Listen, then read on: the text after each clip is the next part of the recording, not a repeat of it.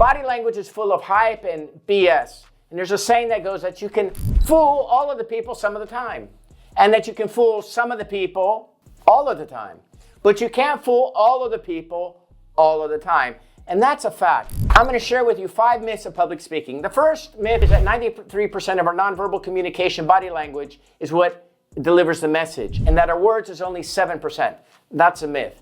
What Albert Mibrin was saying in 1973 when he did this study at UCLA is that the congruence of your words with your nonverbal communication and the tone of your voice is what adds up to that 93%. I'll explain that again. The words only have a 7% value when incongruent with the body language and the voice of those words. That's what Albert Mibrin was saying.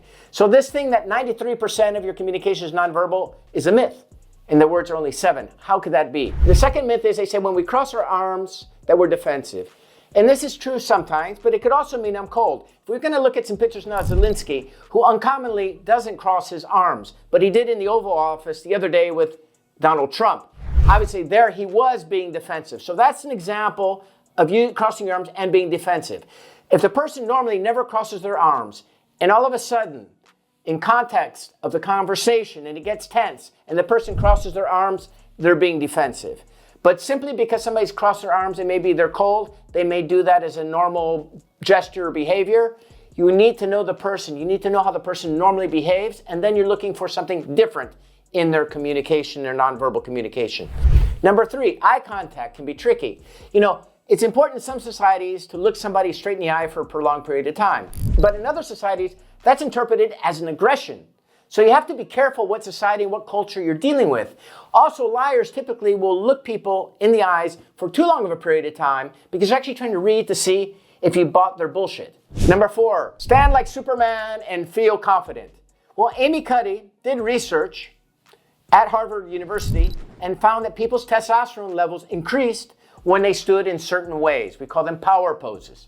And then that study was repeated in 2015 by Renhill, who debunked Andy Cummings' research. However, I've taught over 2,000 people, and I've taught many of those people public speaking, and I can tell you without a shadow of a doubt, I'll say it again, without a shadow of a doubt, that when the way people stand, changing their physiology, makes them feel better, makes them feel more confident.